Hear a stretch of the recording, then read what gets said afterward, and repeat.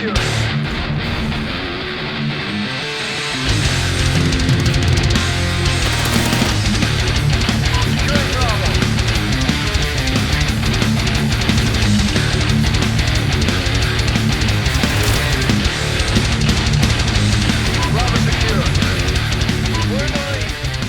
I started playing Call of Duty around the end of Call of Duty 4, right around the beginning of World at War.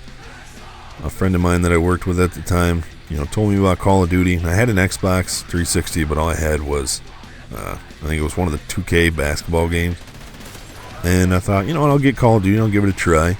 And as I was playing it, I was the noob who didn't really know much about the game, so I never really got frustrated, I never really got angry. I was happy if I could go 10-10, and I had a genuine good time on the game. I was terrible, but I didn't know I was terrible. I just thought I was playing a video game. And the more I played it, the more I started realizing some of the annoying things in the Call of Duty series. I started complaining a little bit, started raging a little bit, and by the end of World at War, especially since I wasn't working at the time, and into Modern Warfare 2, I just turned into an all-out rager. Nothing too crazy, but, cussing, yelling at the TV. I've thrown a controller once or twice in my life. And, even though the wife didn't really mind the rage, she didn't really understand it, but, she didn't really mind it because it wasn't that bad. And so when I transitioned into the real whiny, complaining type of rage, where it was like every single death, I was like, man, I hate this game. I use the example of El Prestador. Now, I really like El Prestador. This is not a slam on him at all. He's just really frustrated with the series. When El Prestador was at his best was when he had true, genuine rage. And now I feel like it's more woe is me rage. So instead of getting killed and just kind of going off like he did before, now it's kind of like every time he dies, it's, oh, I hate this game. Why am I playing this game? This game sucks. I hope everybody dies. Stuff like that.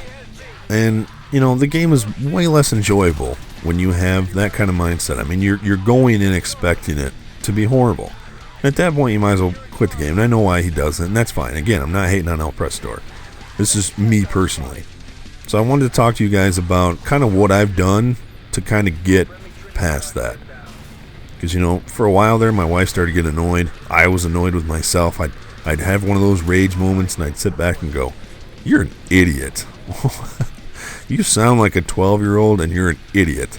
And that's not a knock on the 12-year-olds, but I sounded like a child. I sounded like an idiot when all I had to do was put the controller down and go away. So, as a lot of you guys know, I stopped playing Call of Duty as much. I play either other games or I just don't play at all. I stay pretty busy in life, especially having a daughter. And I'll tell you what, the first time you rage and wake up your newborn baby, it's an eye-opener, let me tell you. You feel like an absolute piece of crap. But basically what I do is, anytime I die, and I'm not perfect, but for the most part, anytime I die, I absolutely mash the X button, or the square button for you PS3 peeps. I skipped the kill cam. A lot of the rage, a lot of the annoyance was coming from watching how I died.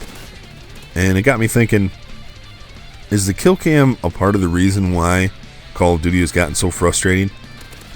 And was it a problem to bring into the Call of Duty series? And I know a lot of you are going to say, well, we need to know where campers are, or we need to know if somebody's modding or cheating or boosting. Well, in new games, those are kind of rare. And as far as camping goes, when you die, the third-person camera will turn, and you'll be able to see where the person was anyway. So to me, we don't really need kill cams.